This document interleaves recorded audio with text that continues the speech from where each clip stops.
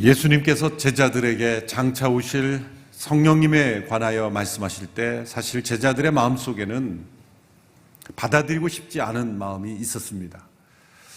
그것은 성령님의 오심은 바로 예수님이 떠나신다는 이야기이기 때문입니다. 그들은 육체로 계신 예수님이 그들 곁에 계신 것이 훨씬 더 좋게 여겨졌습니다. 만일 우리가 그 자리에 있었더라도 우리도 그러했을 겁니다. 예수님이 자신들과 함께 있을 때 일어난 놀라운 기적들, 표적들, 그 임재하심, 그 말씀의 권위, 그 예수님의 사랑, 신비스러운 예수님의 그 눈빛, 그 예수님의 따뜻한 손길, 죄인을 변화시키는 그 하나님의 임재의 능력을 직접 눈으로 보고 체험한 제자들은 예수님만 우리와 함께 계시면 모든 세상이 변화될 것이라는 확신이 있었죠. 또 심지어 로마 제국으로부터도 유대 나라가 해방될 것이고 약속하신 하나님의 나라가 온전히 임할 것을 제자들은 굳게 믿었기 때문입니다. 그래서 약속하신 주의 나라가 회복될 때가 언제입니까? 라고 제자들은 질문했던 것이죠. 그러나 예수님은 제자들의 관심과 전혀 다른 영역의 말씀을 계속하신 겁니다. 내가 떠나가는 것이 너에게 유익하다. 내가 떠나가면 보혜사 성령이 너에게로 오실 것이다. 말씀하시는 요한복음 14장 이후에 성령님에 관한 말씀을 사실 제자들은 기억하긴 했지만 완전히 이해할 수가 없었습니다. 그것은 성령님이 오신 이후에야 예수님이 말씀하신 바가 바로 이런 내용이구나. 이것을 의미하시는 것이구나 라는 것을 그들은 후에 체험하고 깨달은 것이지 말씀하실 때 다 이해하지 못했을 것입니다. 그처럼 제자들은 두려웠고 불안했고 예수님의 떠나심이 너무나 그들에게는 절망적인 상황이었죠. 가룟 유다가 예수님을 배반하고 은 30에 팔았지만 사실 돈에 대한 이유도 있지만 학자들은 그의 마음속에 이 정치적 하나님의 나라, 로마로부터 그 해방시킬 그 하나님의 나라에 자기 나름대로의 기대가 깨진 것에 대한 실망감, 그런 마음도 많이 있었을 것이다 라고 이야기를 합니다. 보이지 아니하시는 성령님이 오신다는 것이 제자들의 이성과 정신으로는 받아들이지가 않았기 때문이죠. 이해할 수가 없는 그런 신비로운 예수님의 말씀이었기 때문입니다. 예수님은 보혜사 성령님이 오실 것이다. 다른 보혜사라는 것은 같은 본질이신 예수님과 동일한 하나님이신데 다른 분, 삼위일체 하나님의 제3위이신 성령님이 오실 것이다. 예수님은 육체로 오셨기 때문에 팔레스타인 지역, 갈릴리 해변, 예루살렘 근처에만 사마리아 일부 지역에만 다닐 수 있었지만 성령 하나님은 온 세상에 모든 사람들에게 차별 없이 언어와 문화와 민족을 뛰어넘어 영으로 역사하시기에 동시다발적으로 수많은 사람들을 구원하실 수 있는 영의 역사하심으로 임재하실 것이다. 그러므로 내가 떠나가는 것이 너에게 유익하다. 예수님이 이 땅에 오셔서 보여주신 것보다 더 큰 일들이 일어날 것이다. 바로 그것이 복음이 온 세상에 증거되어 왔던 것이죠. 그런데 이 보혜사 성령님을 설명하실 때 또 다른 하나의 명칭으로 성령님을 소개하고 있습니다. 그것은 바로 진리의 영이다 라는 말씀입니다. 진리의 영. 오늘 본문 14장 17절의 말씀을 보십시오.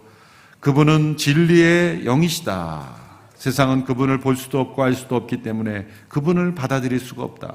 그러나 너희는 그분을 안다. 그분이 너희와 함께 계시고 또 너희 안에 계실 것이기 때문이다. 또 13절의 말씀 우리 같이 읽어볼까요? 시작. 그러나 진리의 성령 그분이 오시면 너희를 모든 진리 가운데로 인도하실 것이다. 그분은 자기 생각대로 말씀하시지 않고 오직 들은 것만을 말씀하시며 또한 앞으로 일어날 일들을 너희에게 말씀하실 것이다. 진리의 성령이 오실 것이다. 진리의 영이시다. 성령의 충만한 삶을 감정 주의에 치우친 삶으로 오해하시는 분들이 참 많습니다. 또 광신적으로 변하는 것이다. 분명한 오해입니다. 진리의 영이십니다. 진리의 영이시라는 이 단어 자체 속에 감정주의에 치우친 신앙이 성령 충만한 것이 아니라는 것을 말씀하시는 거죠. 광신적으로 흐르지 않게 하시는 영이 바로 진리의 영이신 성령님이십니다. 성령님을 사모한다고 하면서 자신의 감정에 치우치고 또 헛된 영에 빠지는 경우가 종종 있습니다. 사실 그런 가짜에 속한 그러한 흐름들이 분명히 있습니다. 신비주의에 빠지는 그런 흐름들이 분명히 있습니다. 그런 가짜들이 있다는 건 진짜가 있다는 거예요. 그렇죠? 저런 모습이 아니기 때문에 성령 충만한 삶은 없다라고 가서는 안 되고, 가짜가 많다는 건 진짜가 있다. 여러분, 물건도 명품 주변에는 짝퉁이 많죠? 짝퉁이 있다는 건 명품이 있다는 거죠. 가짜가 있다는 건 진짜가 있다는 겁니다. 성령의 역사심을 가짜로 만들어내는 사람들이 있는데 진짜가 있기 때문에 그런 가짜들이 있는 거예요. 나는 저런 가짜가 싫어 라고 하면서 진짜를 추구하지 않는 것은 어리석은 일이에요. 진리의 영이신 성령님, 그 진리의 영인 성령님을 우리가 사모하고 그 성령님이 우리 안에 있을 때 놀라운 일들을 우리가 체험합니다. 모든 진리 가운데로 인도하십니다. 그분은 들은 것, 오직 예수 그리스도께 속한 것을 들음으로 우리에게 전해주시고, 예수님에게 속한 모든 것은 다 아버지께 속한 모든 것이다. 성령님께서 그것을 받아서 우리에게 알려주신다는 거예요. 여러분, 얼마나 신비롭습니까? 예수 그리스도께 속한 모든 것, 곧 아버지께 속한 모든 것을 우리에게 알려주시는 거예요. 아버지 하나님께 속한 것을 알려주시는 거예요. 때로 그래서 앞으로는 일어날 일도 너에게 말씀하실 것이다.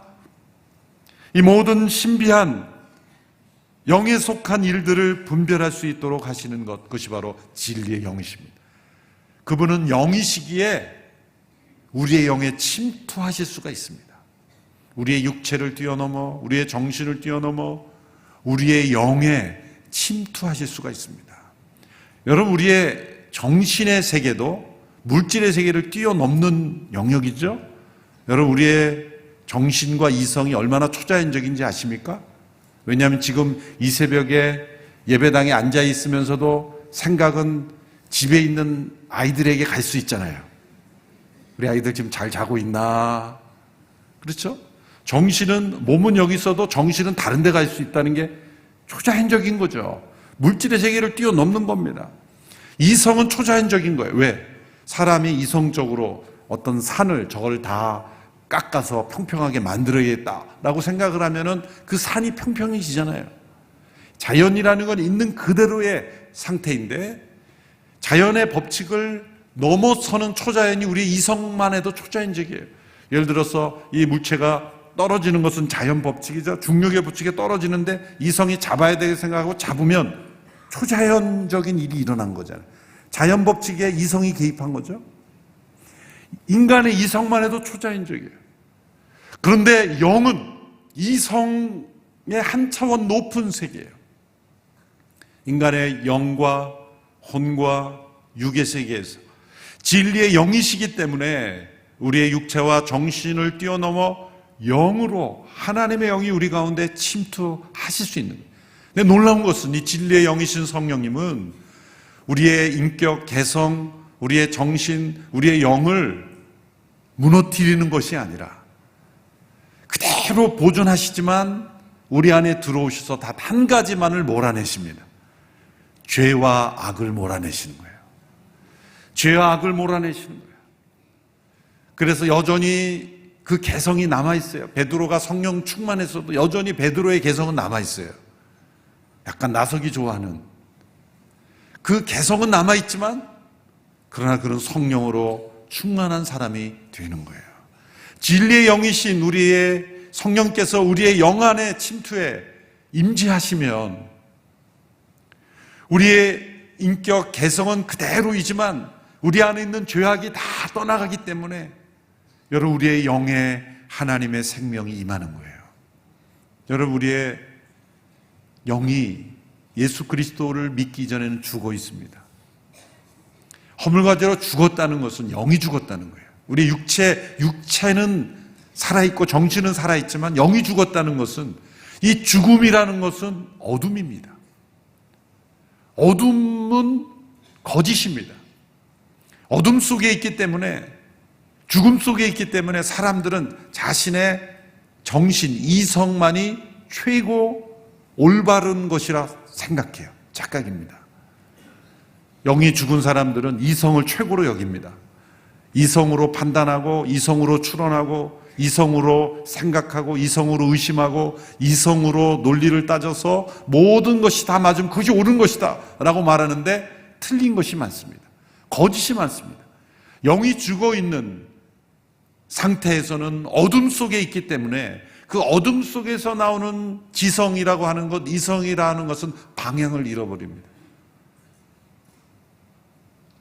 여러분 요즘 가장 유식한 사람들이 하는 일은 하나님이 없다는 것을 어떻게 하면 이성적으로 만들어지는 것인가.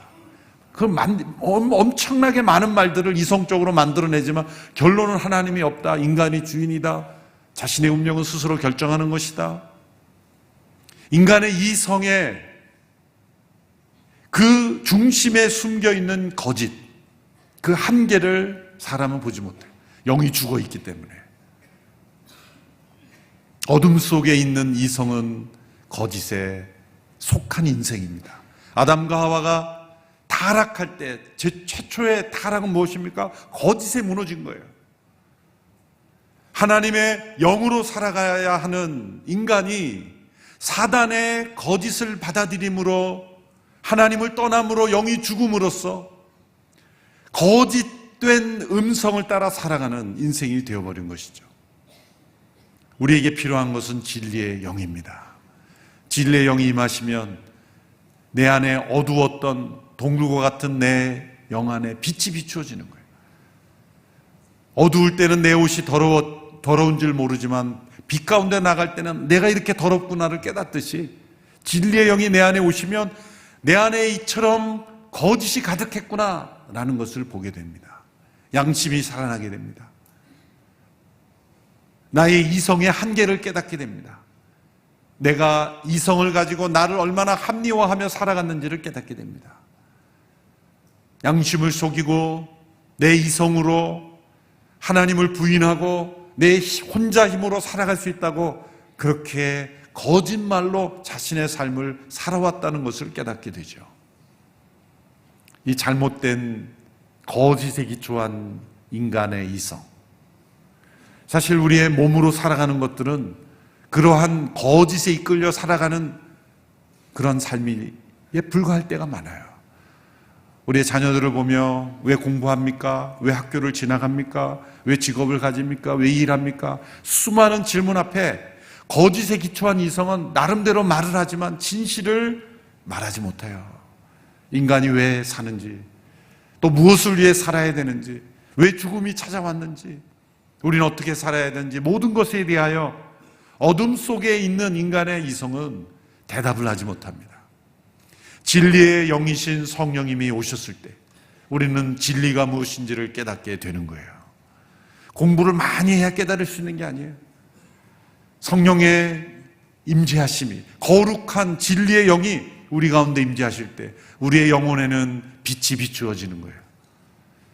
진실을 깨닫게 되는 거죠. 무엇이 옳은지를 깨닫게 되는 겁니다. 우리의 이성이 방향을 잡게 됩니다. 이사야 55장 8절 9절의 말씀에 이런 말씀이 있죠. 내 생각이 너희 생각과 다르며 내 길은 너희 길과 다르다. 하늘이 땅보다 높음같이 내 길은 너희의 길보다 높으며 내 생각은 너희의 생각보다 높다. 이런 말씀을 들을 때 우리는 이렇게 생각하기 쉽습니다. 하나님의 생각은 우리의 생각보다 조금 더 높다, 조금 더 고상하다, 약간 더 높다, 그렇게 생각하기 쉽지만 완전히 다른 것입니다. 하나님의 생각은 영의 세계에 속한 것이지만 우리의 생각은 이성, 지성의 세계에 속한 것이기 때문입니다. 여러분, 영은 혼을 포함할 수 있지만 혼은 영을 포함할 수가 없어요. 다른 차원이에요. 3차원은 2차원을 품을 수 있지만 2차원은 3차원을 품을 수가 없어요. 영의 세계는 인간의 정신이 다 담을 수가 없어요. 더 넓고 더 높은 차원이기 때문에. 영에 속한 사람은 인간의 정신의 세계를 제어할 수가 있어요. 그러나 정신의 세계에만 국한해 사는 사람은 영에 속한 세계를 깨달을 수가 없어요. 고린도전서 2장 14절의 말씀이 바로 그러한 말씀을 우리에게 주시는 말씀입니다. 개역개정 번역으로 같이 한번 읽어볼까요? 시작. 육에 속한 사람은 하나님의 성령의 일들을 받지 아니하나니 이는 그것들이 그에게는 어리석게 보임이요 또 그는 그것들을 알 수도 없나니 그러한 일들은 영적으로 분별되기 때문이라. 영으로만 분별될 수 있는 하나님의 성령의 일들이 있다는 거죠. 육에 속한 사람, 또 혼에 속한 사람, 정신의 세계만 믿고 의지하는 사람들은 이 하나님의 영의 일들을 알지 못한다는 거죠. 여러분, 우리의 지성을 믿지 마십시오. 우리의 이성을 믿지 마십시오. 우리의 정신으로 판단하는 것이 최고의 영역에 속한 세계다라고 생각하지 마십시오. 베스트셀러라고 나온 책들은 열심히 읽으면서 그렇게 성경은 안 읽어요. 하나님 섭섭하세요. 인류 최대의 베스트셀러는 성경 아닙니까? 그렇죠? 하나님이 이렇게 말씀하세요. 나도 책 한 권 썼는데 왜 안 읽어? 최대의 지성이라고 하는 노벨 문학상을 타고 뭘 읽어봐야 다 정신의 세계예요. 영의 세계를 알려주지 못해요. 오직 영적 세계를 우리에게 알려주는 책은 이 성경 말씀. 하나님의 성령으로 감동된 이 말씀. 이 말씀을 통해 우리는 영의 세계를 열어갈 수 있는 거예요. 하나님의 진리의 영이 우리의 영에 침투하심으로 우리의 영혼에 새 생명을 주시고 어둠에서 빛으로 나가게 하시고 거짓을 분별하게 하시고 진리가 무엇인지를 깨닫게 하시는 거예요. 진리의 영이신 성령님, 우리가 사모해야 하지 않습니까?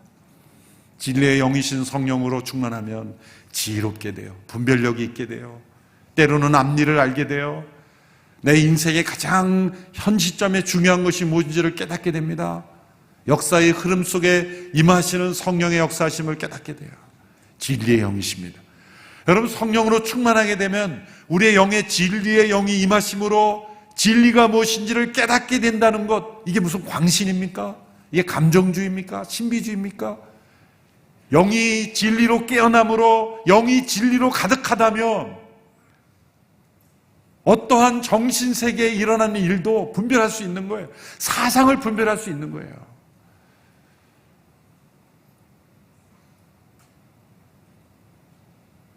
사상과 역사를 많이 공부한 사람들이 세상을 더 혼미하게 해요.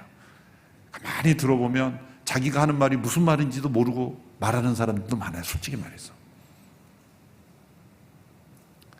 그런데 진리의 영으로 충만하게 되면 세상에 어떤 유식한 사람이 말한 말이 가만히 들어오면 틀린 말이라는 걸 알게 돼요. 여러분, 이런 영적 분별력을 우리에게 주시는 분이 진리의 영이신 성령님. 우리가 사모해야 되지 않습니까? 그래서 성령으로 충만하면 정신 나간 삶이 아니라 정신이 온전해지는, 왜? 영이 살아나고 영이 진리에 속해 있기 때문에 정신이 그 진리를 향하여 나가는 거예요. 우리의 정신, 지성, 이성을 어떤 방향으로 나가야 될지를 깨닫게 되니 정신적으로 방황하지 않는 거예요. 육적으로도 타락하지 않는 거예요. 영과 혼과 육이 하나님의 영의 이끌림을 받는 삶으로 나아갈 수 있게 되는 것입니다. 그래서 성령님을 소개할 때 예수님께서 보혜사 성령님과 동시에 진리의 영이시다. 그분이 우리를 가르쳐 주시는 거예요. 왜? 우리 인간의 영은 어둠 속에 있기 때문에 성령님께서 빛을 비추어 주시지 않으면 인간의 어둠 속에 있는 이 성은 절대로 진리의 길로 걸어갈 수 없기 때문에 거짓된 길로 끊임없이 우리를 사단은 유혹하고 있기 때문입니다. 에이든 토우저 목사님, 성령 충만한 분이죠. 성령에 속한 영의 사람입니다. 시카고의 영적 대부흥이 일어날 때 귀하게 쓰임받았던 분이죠. 오늘날도 이분의 저서가 많이 나오고 있습니다. 그 에이든 토우조 목사님이 그리스도인들에게는 세 가지 단계의 지식이 가능하다라고 말했습니다. 첫 번째 단계의 지식은 인간의 오감을 통해서 들어오는, 육체의 오감을 통해서 들어온 정보들을 이성이 처리해서 생기는 지식이에요. 정상적인 인간이라면 다 오감이 있고 지성이 있기 때문에 사람마다 차이가 있지만 다른 사람에게도 설명할 수 있고 다른 사람을 통해 이해할 수 있는 소위 과학적 지식, 경험을 통하여 아는 지식이라고 말할 수가 있죠. 첫 번째 지식입니다. 누구나 다 공유할 수 있는 지식. 두 번째 단계의 지식은 믿음으로 받아들인 지식입니다. 믿음으로 받아들이는 거예요. 여러분, 성육신은 믿음으로 받아들이죠. 하나님의 창조 믿음으로 받아들이죠. 동정녀 탄생 믿음으로 받아들이죠.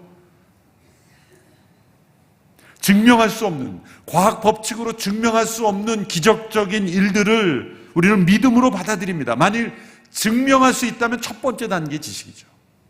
오감을 통해 어떤 이성의 작용을 통해 이성이 처리해서 받아들이는 지식은 첫 번째 지식이죠. 두 번째는 믿음으로 받아들이는 거예요. 이 새벽에 나온 분들은 다 믿음으로 받아들이는 지식이 있게 이 새벽에 나온 거예요. 오감을 통해 받아들인 지식만으로는 새벽에 절대 못 일어나요. 오감은 그걸 거부해요. 그게 무슨 일이라고 새벽에 잠 안 자고 일어나서 피곤하게 가서 새벽에 가서 그렇게 앉아 있어야 되느냐. 잠 푹 자고 할 일을 제대로 해야지. 맞는 말이지만 그분은 첫 번째 단계의 지식에 속한 삶이에요. 이렇게 믿음으로 다 이해하지 못하고 깨달지 못하지만 믿음으로 얻는 지식 가운데 있는 두 번째 단계의 지식이 있습니다. 근데 거기서 머무르지 않고 세 번째 단계의 지식이 있습니다. 이것은 직접적인 영적 체험을 통해서 주어지는 지식이에요. 이건 오감을 통한 것이 아니에요. 물질적인, 자연적인, 과학적인 정보가 아닙니다. 윤리, 도덕적인, 관념적인 지식도 아닙니다. 이건 직관적인 지식이에요. 이것은 진리의 영이신 성령께서 우리의 영으로 먼저 임하셔서 대개 모든 지식은 육을 통해서 우리의 눈, 귀 이런 경험을 통해 그 다음에 이성적인 추론을 통해서 우리에게 지식이 축적되죠. 그런 지식이 아니라 진리의 영이신 성령님께서 내 영에 먼저 임하심으로 체험되는 지식이에요. 여러분, 내가 나라는 걸 어떻게 합니까? 증명해서 아는 게 아니에요. 직관적으로 내 안에 내가 나라는 지식이 있죠. 내가 다른 사람이 아니라 나라는 것은 나만이 아는 내적인 직관으로 아는 것이죠. 하나님이 하나님이시라는 것, 이것이 성령으로부터 나온 지식이라는 것은 나만이 아는 겁니다. 영적 지식, 직접적 체험을 통해 주어지는 지식입니다. 종교개혁자들은 성령의 이런 이중적 기름 부으심을 강조했는데, 성경을 기록할 때에 그 성경 저자들을 감동하신 성령의 진리의 역사가 있고, 그 기록된 말씀을 읽고 묵상할 때 우리에게 역사하시는 진리의 역사하심이 있다. 동일한 역사하심입니다. 하나님의 말씀을 떠나서 성령님이 우리에게 역사하시지 않기에 늘 우리는 하나님의 말씀과 동시에 진리의 영이신 성령님께서 우리의 영에 직접 말씀하심으로 이 말씀과 더불어 역사하시는 성령의 역사하심을 체험하기를 우리는 간구해야 하는 것입니다. 이번 40일 기간 동안에 진리의 영이신 성령님, 내 영에 임하여 주십시오. 지금까지는 내 오감을 통해 얻는 지식으로, 내 이성으로 판단한 지식이 전부인 줄 알고 살았습니다. 그런데 그중 대부분은 거짓에 기초한 것입니다. 성령님, 내 안에 영으로 임하여 주셔서 내 안에 새 영으로 내 지성이 깨어지게 하시고 내 육체가 변화되게 하여 주시고 내 영혼 육이 진리의 영의 인도하심을 받아서 예수 그리스도께 속한 진리를 깨닫는 자가 되게 하여 주시옵소서.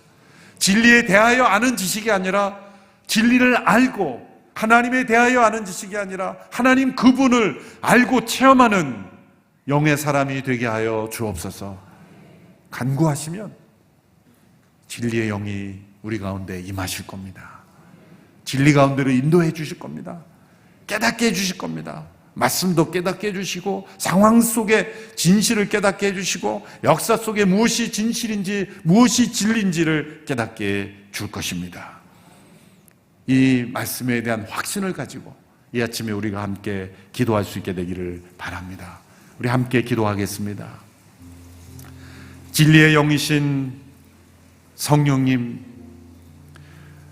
모든 진리 가운데로 우리를 인도하신다는 약속이 우리 가운데 임하게 되기를 원합니다. 예수 그리스도의 것을 받아 우리에게 알려주시겠다고 하시는 그 성령님이 진리의 영이 우리의 영에 임하여 주시옵소서. 우리의 오감을 통해 얻는 지식에 만족했고 우리의 이성을 따라 판단하는 지식에 만족했던 저희들 모든 것을 내려놓겠습니다. 진리의 영이신 성령님이 내 영에 임하여 주시어서 나를 새롭게 하시는 삶이 되기를 원합니다. 하나님의 속한 진리를 깨닫는 자가 되기를 원합니다. 예수 그리스도를 통해 약속하신 하늘의 진리들을 깨닫게 되기를 원합니다. 내 안에 있는 모든 거짓과 악이 떠나가게 하여 주옵소서. 하나님의 영으로 충만케 하옵소서. 성령님, 우리 가운데 임하여 주시옵소서. 합심하여 함께 기도하며 나아가겠습니다.